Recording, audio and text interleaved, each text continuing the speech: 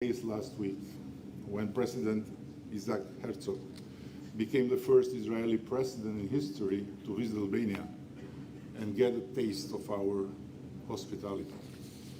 Too late for such a historical breakthrough, but right in time when one thinks about the historical context and of the struggle the Jewish nation and Jewish state is going through nowadays, fighting not only for his right to defend itself from a new vicious form of Nazism, but also for the world we live in to not fail and not fall for easy answers in front of an existential threat to the free and democratic space we have constructed all together after the nightmare of World War II. I like to underline a detail that will make the second half of my speech much easier. Among other, Mr. Herzog laid a wreath at the Holocaust Memorial in Tirana, together with our religious leaders.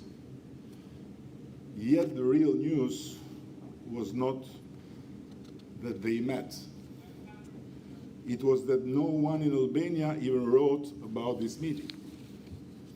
In a country where the heads of the Sunni Muslim majority, Bektashi, a Sufi Shia moderate order, Christian Orthodox and Catholic communities regularly meet and celebrate each other religious festivities, the President of Israel is simply as normal as not newsworthy.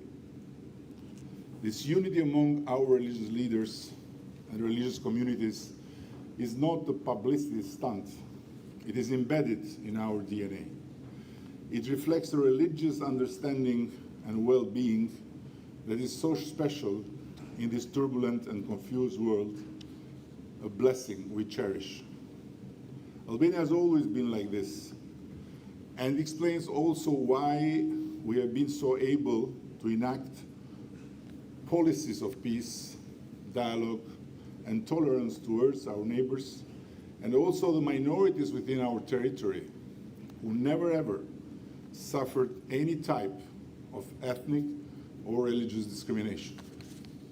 Albania was the first country in Europe in 1932, when anti-Semitism was on the rise, that recognized the right of the Jewish community to legalize Shabbat in the law.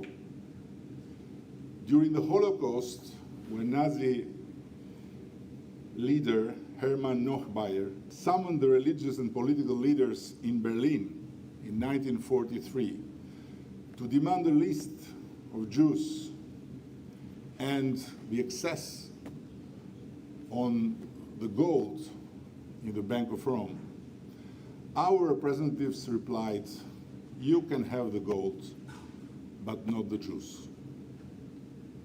And several sessions of negotiations did not change their mind.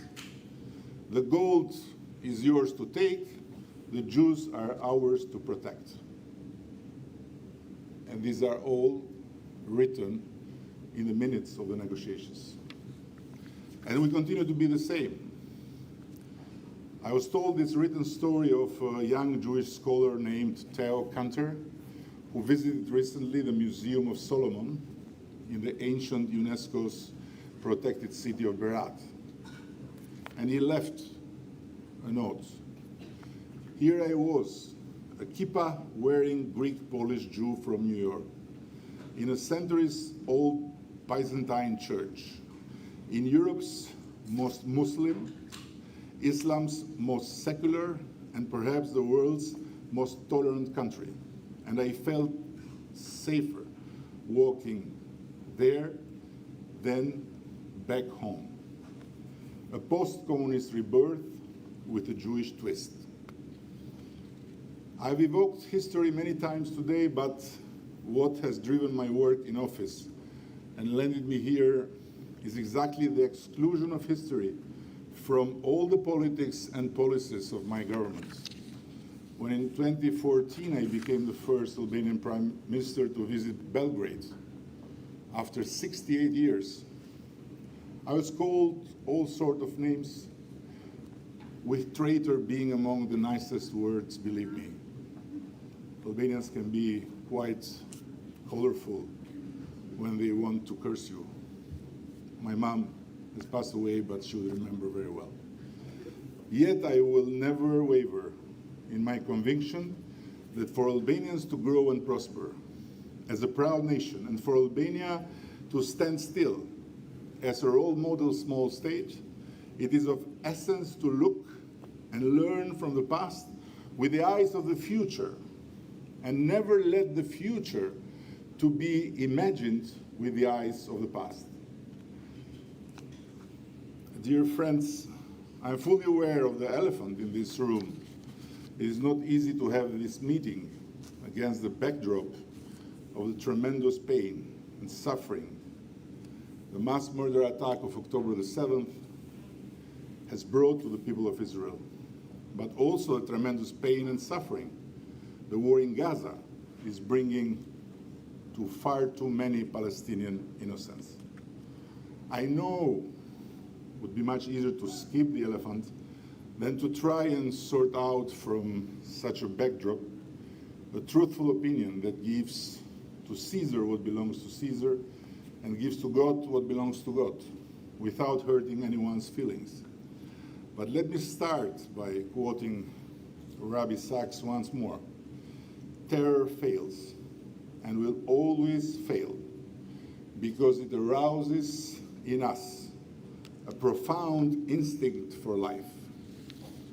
And while we, the world, can be divided about the how to get out from this devastating war without witnessing daily the screams of pain of the innocent people of Gaza, it is simply a madness with potential devastating consequences for all of us to not be united in firmly defining terror as a very common enemy.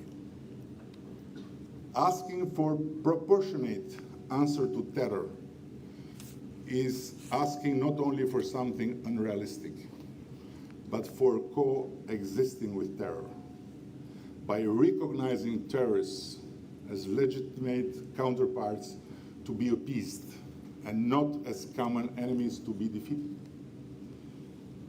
There is a history in the holy books. A lioness once took her little cub on a walk for instruction on the facts of leonine life. Said the mother, "We lions are kings of the animal world and can overpower any other creature. Even human beings are not secure, but they are at our mercy. You have never need to fear anyone." As they walked, they passed a monument showing Samson tearing up a lion. "But mother," said the shocked cub, "didn't you just tell me that we can overwhelm even humans and need never be afraid?" "Yes," she replied. "The monument proves it. Were this to occur commonly, they would not put up a monument." Terrorists do have their monuments. 9/11, October the 7th, but they should never have their victories over our common humanity.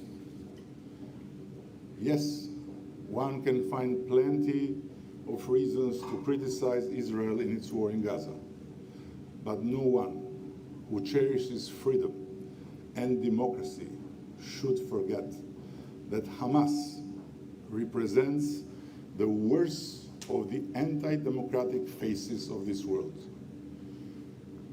So what many who call Gaza an open-air prison have to be told is that the guardian of the prisoners within that prison is Hamas, is not Israel.